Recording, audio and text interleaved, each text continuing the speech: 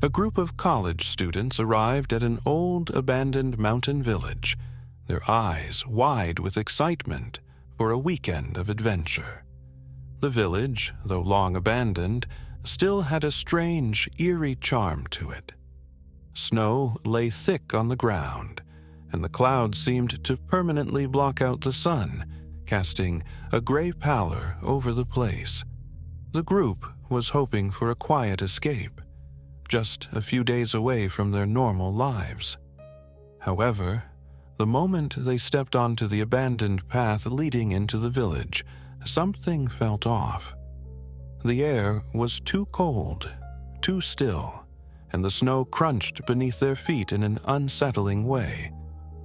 The further they walked, the more the place seemed to swallow them whole, wrapping them in a sense of foreboding. As they reached the center of the village, the houses around them looked like they had been frozen in time. Everything about the place seemed to be suspended in an eerie limbo. It was as if the village had been abandoned overnight, and whatever was once here had simply vanished. The old cabin they had planned to stay in was decayed, but still intact. Inside, the air was thick with the musty smell of neglect. Dust covered every surface, but the strange thing was the furniture. It was as if the place had been abandoned in a hurry.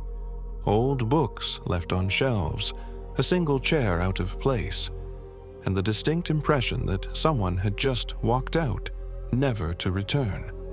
It wasn't long before one of the students, Jason, noticed something strange outside the cabin's windows. Figures moving just beyond the tree line, hidden in the shadows. At first, he thought it was the wind or an animal, but then the shapes began to move, like something was watching them. Maybe it's just the wind, Tim said, trying to brush it off. But Jason couldn't shake the feeling that something was wrong. When they settled by the fireplace, things only grew stranger. A blanket that had been folded neatly on a chair suddenly fell to the floor, though no one had touched it. Footprints appeared on the dusty wooden table, as if someone had placed their hands there, though they hadn't seen anyone. "We just sat down," Emily exclaimed, her voice tinged with fear. Suddenly, there was a loud creak, followed by the sound of heavy footsteps on the roof. The room grew colder. The students were beginning to feel like they weren't alone, like something or someone was closing in on them.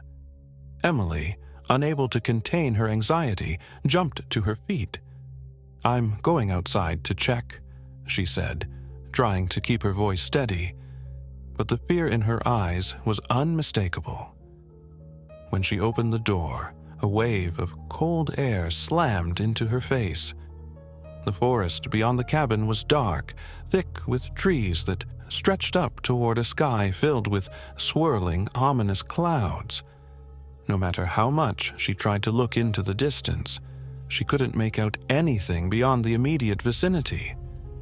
She felt, though, that something was there, watching. When she came back, she was visibly shaken. "I didn't see anything, but I felt like something was out there," she said. Jason and Emily were the first to step outside the cabin in the dead of night, determined to find out what was lurking just beyond their view.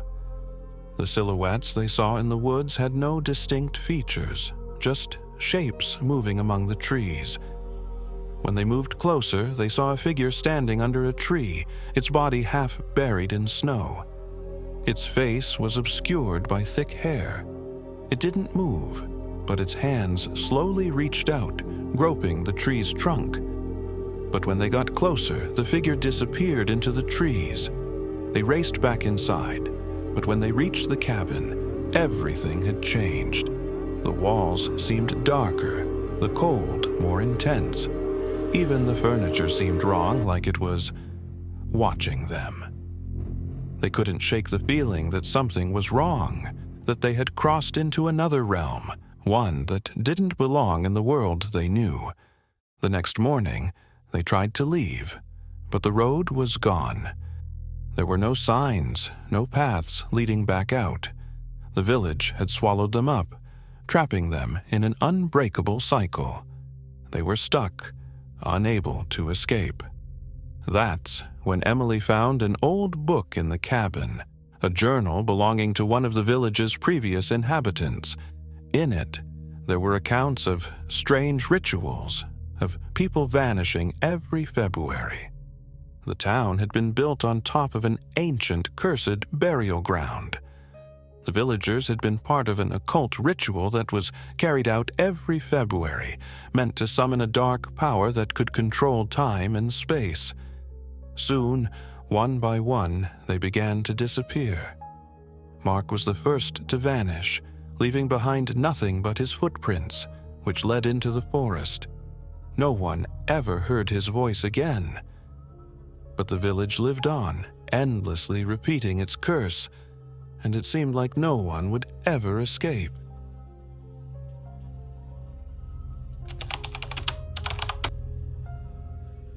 A group of students decided to hike through an old trail, one that had long been forgotten by the locals. The trail was located deep in the heart of a dense forest, and though it was known to be dangerous, they wanted to take it for an adventure.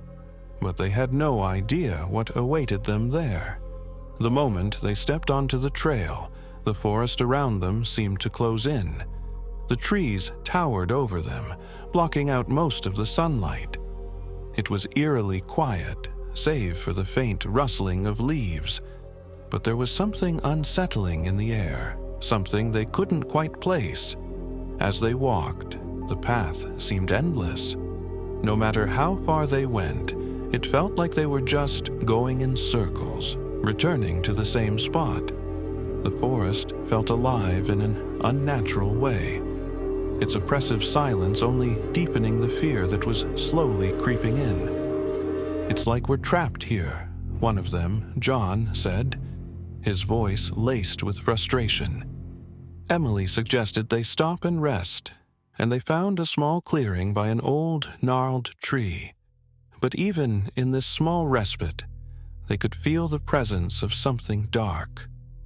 Strange shadows flickered at the edges of their vision, and the hairs on the back of their necks stood on end. As night began to fall, the temperature dropped, and the air became thick with an unnatural chill. Suddenly, there was a loud snap of a twig. Then, footsteps. Heavy, deliberate steps just beyond the trees. They froze, staring into the darkness, trying to make sense of what was happening. "I'm going to check it out," Emily said, her voice trembling. When she stepped out into the darkness, her breath immediately turned to mist, and her footsteps crunched on the snow. She walked deeper into the woods, but when she turned to look back, she couldn't see the others anymore. The path had vanished. Everything around her was completely unfamiliar. She felt a growing sense of dread as she walked deeper into the forest. Then she saw something in the distance, something that shouldn't have been there. A figure standing motionless in the snow. It wasn't moving, but its eyes were locked on her. Suddenly, the figure was gone. The forest was dead silent. Emily turned to run, but when she reached the clearing where they had been resting, everything had changed. The trees were twisted in unnatural shapes, and the path was gone. They tried to leave, but every turn they took led them back to the same place, the same trees. Something in the forest was keeping them there. The students had unknowingly crossed a threshold, and now they were part of the forest's twisted reality, trapped in an endless cycle. One by one, they vanished, their screams lost in the wind.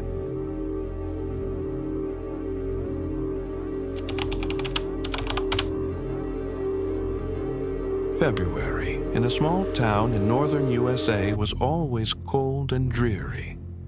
Harsh winters, constant snowfall, and dark evenings were a given for the locals. But for one person, February became a nightmare when he received a letter addressed to his missing grandfather, who had disappeared many years ago. The letter was strange, old, with yellowed edges, and written in an unfamiliar handwriting. The letter contained only a few lines. "They've come for us, and this February they'll come for you. Remember, you are their last hope." James, the protagonist of this story, had always been a skeptic, but after receiving the letter, he couldn't just ignore it. Soon, he discovered that his grandfather, who had been a well-known investigator of paranormal events, had lived in this small town in his final years. James returned to the town, hoping to uncover the mystery behind his grandfather's disappearance. As he walked through the town, everything seemed strangely familiar, yet off. People looked at him as though they recognized him, but something felt wrong. It was as though they were hiding something, keeping their distance from him. In the town's old library, James found his grandfather's journal. In it, his grandfather had written about strange events occurring every February. He described the town being built upon an ancient burial ground, and how every February a dark presence returned. The townspeople, unknowingly or not, participated in a ritual that would summon this force from the past. As James read further, strange things began happening. He heard noises at night, saw figures watching him from the shadows, and felt an unsettling pressure in the air. Every time he tried to leave, he found himself trapped in the same streets, unable to escape. In the dead of night, he ventured to the place where his grandfather had disappeared. As the clock struck midnight, the air turned cold, and the shadows began to stir. The dark presence, the force his grandfather had tried to stop, was awakening again. James realized that he, like his grandfather, was now a part of the curse. He was trapped in the town's dark ritual, destined to disappear like so many before him, leaving only his trace in the ever-encroaching darkness.